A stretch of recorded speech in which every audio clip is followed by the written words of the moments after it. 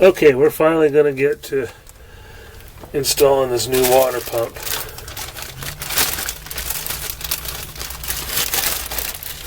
I want to show you guys an important tip, at least in my mind, when it comes to installing a water pump in a slant 6. It'll save you a little bit of work and some aggravation. I'm just mocking this up. I know there's no gasket on it right now. First thing you want to do is cut the new hose for this bypass to the length you want. And I just got the old one, matched it up like that. Basically, the tip is this. Before you put the pump in place, put the hose on either down here or on the head. That way when you lift it in place, you're just installing the one end. The reason for that is, and I'll see if I can get you close. You can see there's not a lot of room between the water pump and the head. And while it's totally possible, let's see, to fold this thing over, fit it down, and then massage it in there and bring it up. Of course, you gotta drop your clamps down too. It's not a lot of fun. And that's with the 225 and the 198. If you have a 170, then this tip that I'm showing you pretty much becomes a requirement. The reason is the deck height on the 170 is significantly lower. So that nipple from the head and that nipple from the pump are darn near touching. When you have, I'm looking for another hose clamp. I was going to demonstrate what I was talking about, if I can find a clamp.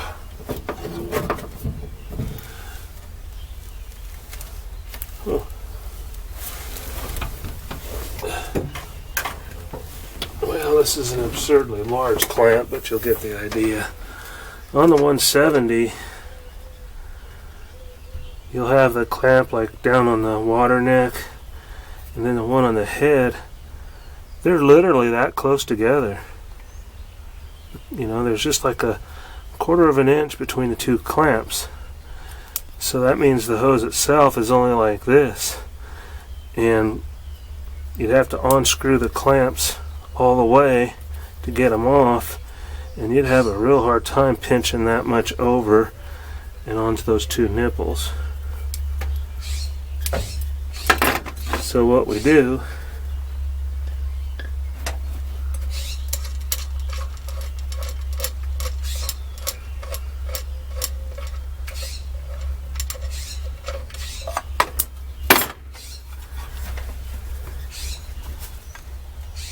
put the hose on first. I kind of prefer this one and then inserting it upward, but like I said, you can do it either way. It's just that that's a barbed fitting and this is a straight fitting, so it's going to slip on there easier. And then I'll go ahead and put the first clamp on there too.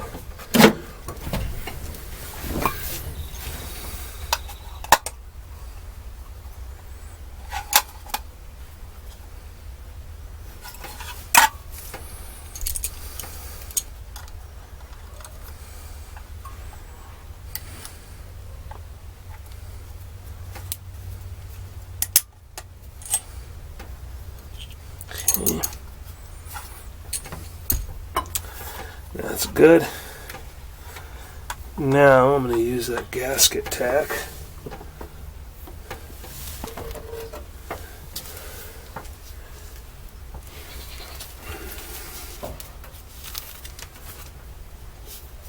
That's not tack.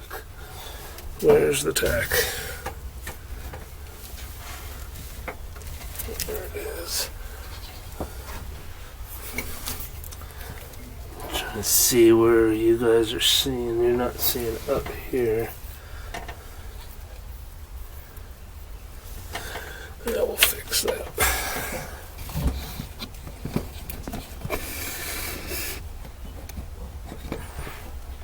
All right.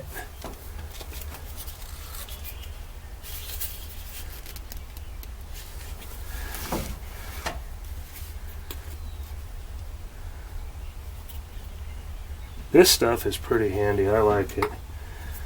It's also a gasket sealant, which doesn't hurt, but I like it for its tack properties. Holds things in place while you're assembling them. Sometimes that can be pretty handy on a gasket because it'll keep trying to slip away from you.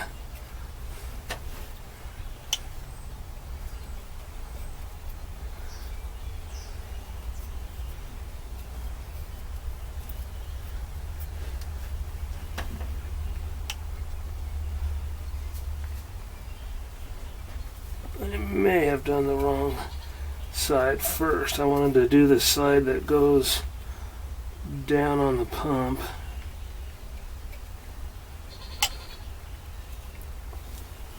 Now I got it. Cool.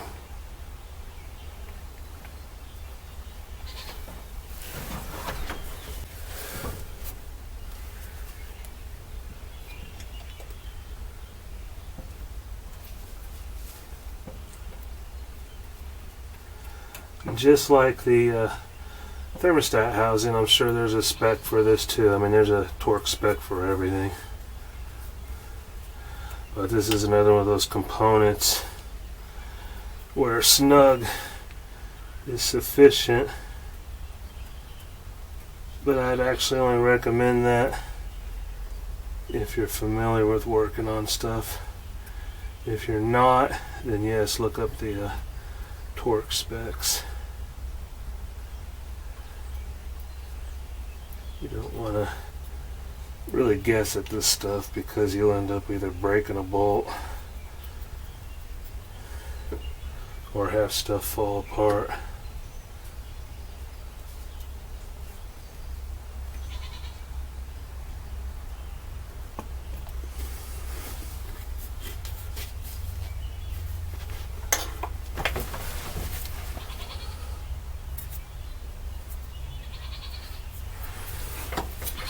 Alright,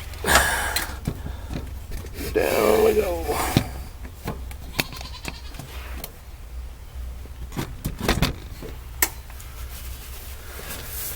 Okay, you want to clean up your mating surfaces. I've already hit this one with the wire wheel and then blew it off with compressed air.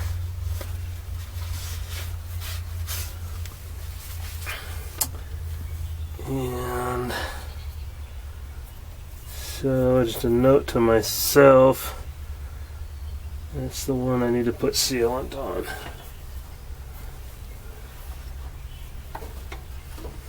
Alright, so now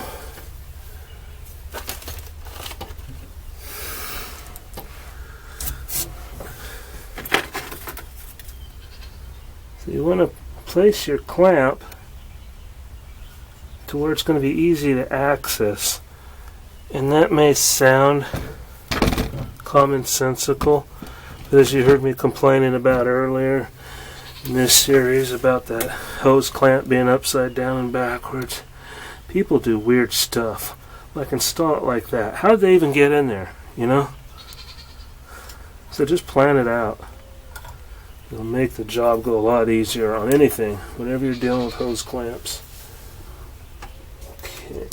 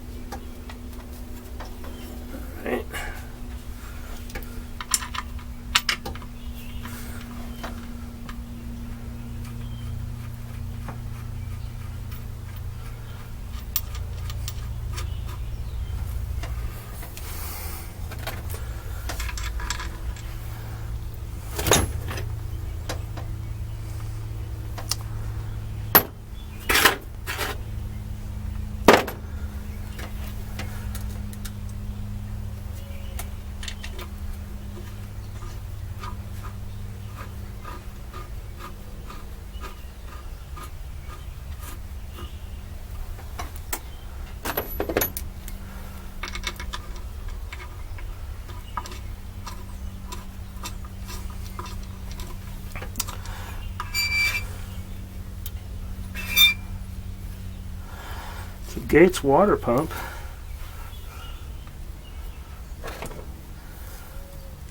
Everything I bought was actually name brand with the exception of the V-belt.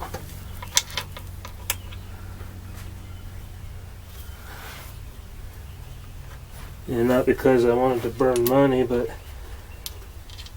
the price difference between the name brand and the generic was insignificant. I mean, literally, like,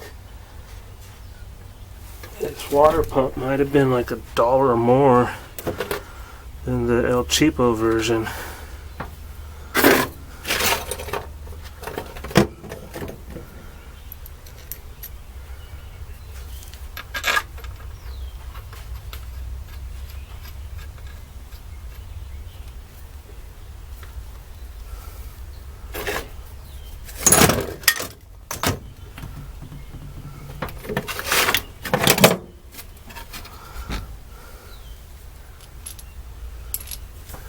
Okay, now for some thread sealant.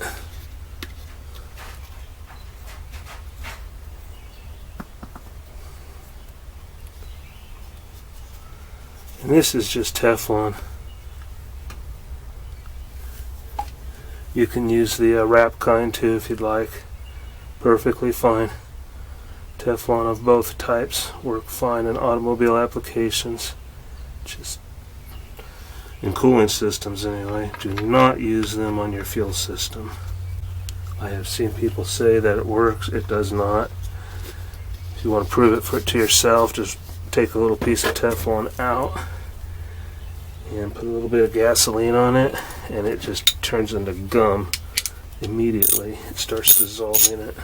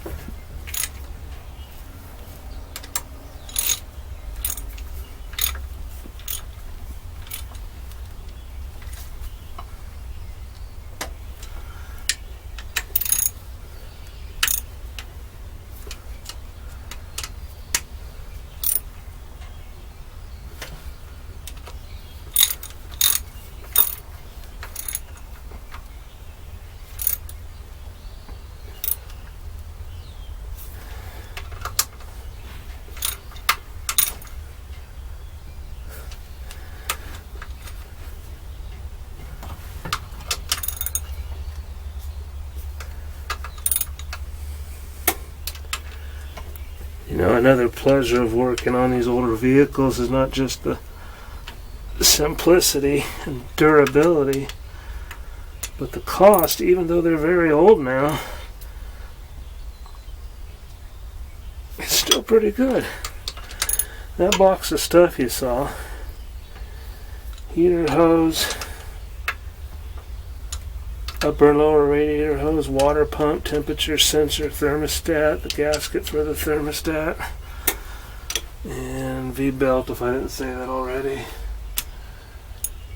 That was all about $65, $67 thereabouts. Gosh, a lot of newer cars, a pump alone would cost you more than that. This pump was $20 on the nose. Okay.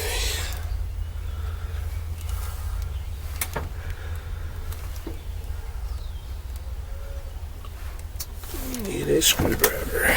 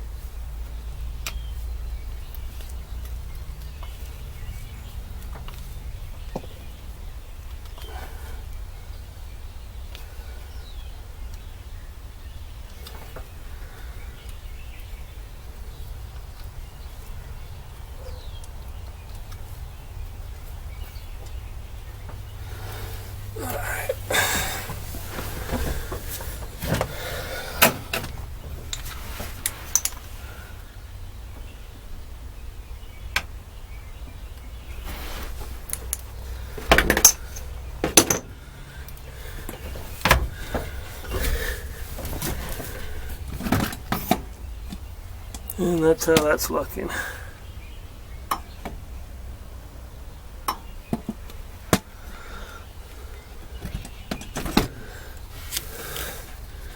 So you can see that that method I used just made that hose a non-brainer. It was just easy.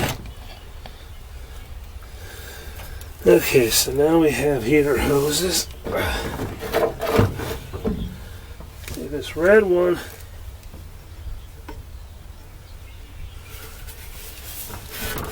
There's that other clamp. This red one.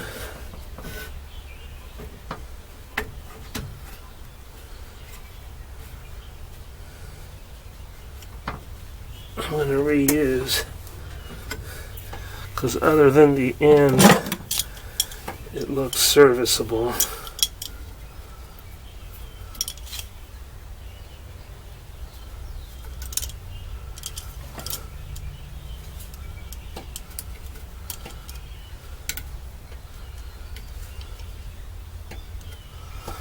Although you can't tell it's red anymore.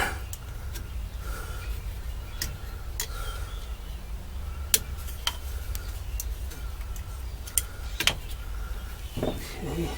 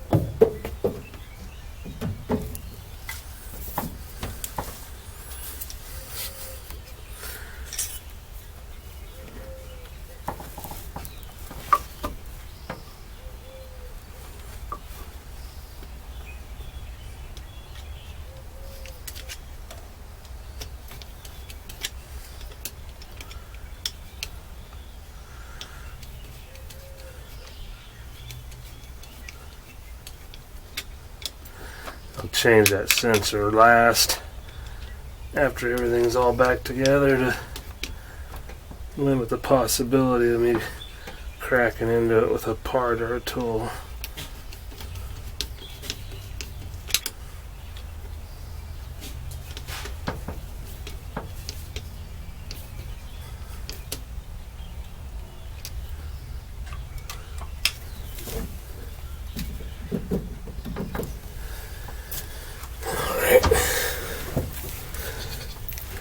I gotta go under to work on the heater core side. I'll be back in a few.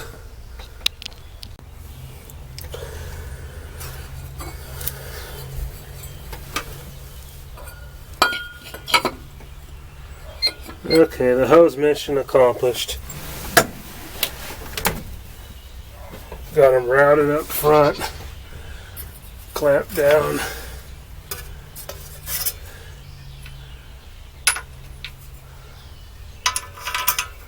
The heater core on this thing is actually bypassed, so those hoses are just hooked up to a bypass up front.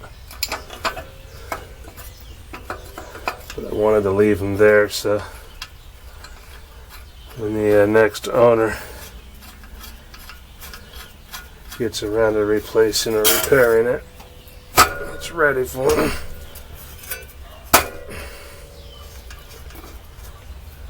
Earlier in this project, I probably would have had an inkling to pull that heater cord and see if there's something I could do with it. But I have had enough inklings with this project. It's taken me down that rabbit hole too many times. Already got more work and money involved in it than I wanted.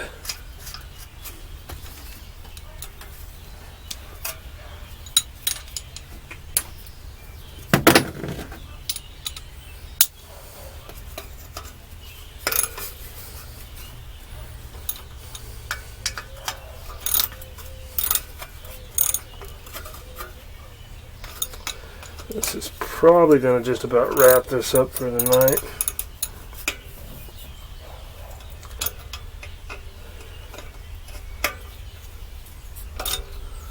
Got some chores to take care of, and I also did want to clean that radiator out while it's off.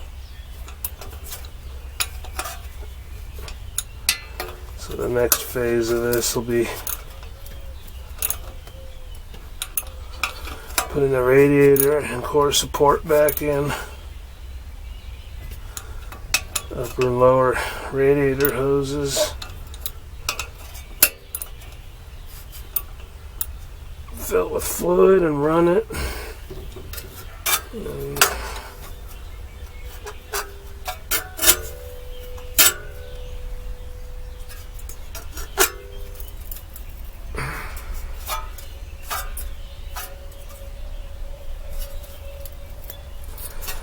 Check for leaks.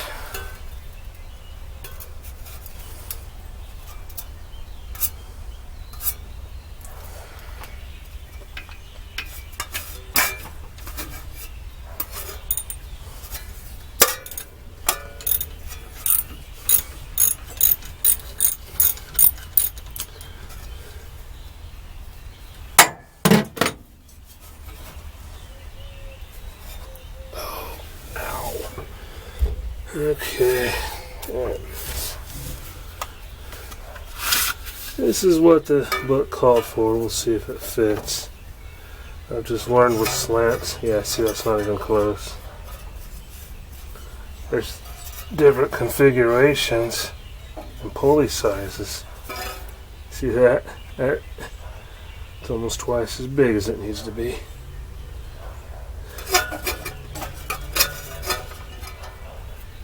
The biggest factor is on the automobile. The alternator is on the passenger side. In fact, this may work on my Valiant. I'll check on that. Not a big deal. This old one's still serviceable, and the only reason I bought that other one, it was like $3 or something. I figured, what the heck.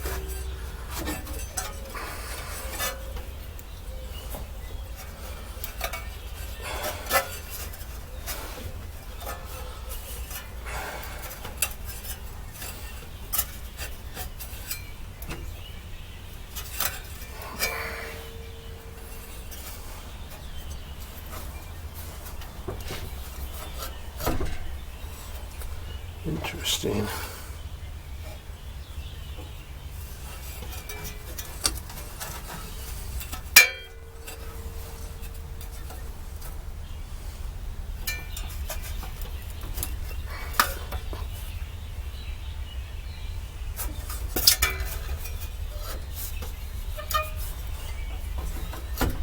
This is not the right belt either.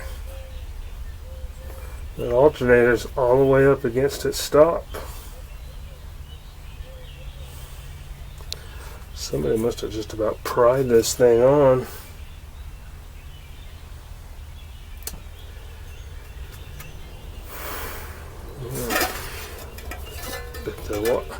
I bet the water pump bearings enjoyed that.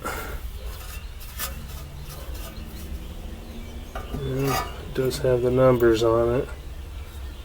So I'll get one that's a size up from that. See, I'm not done yet. Oh God.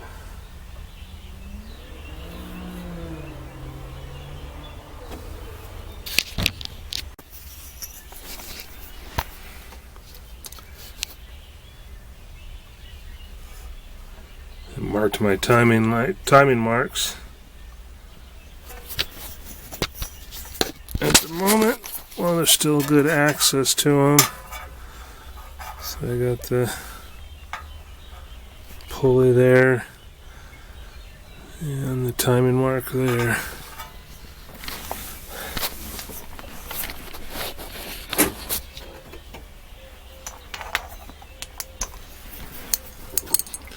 How often do you get to use these?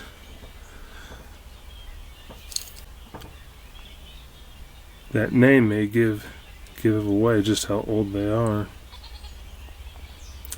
Anybody remember Wizard?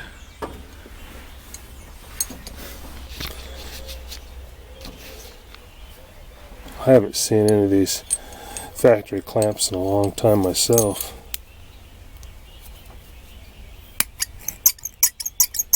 But it's a great plier to have if you've ever used regular pliers on these spring clamps.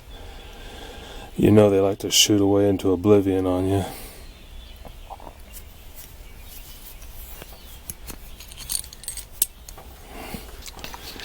Well, I think we're done. I need to scare up a V-belt, clean that radiator, and so next installment should be putting it back in. And at least we did finally get that water pump in there.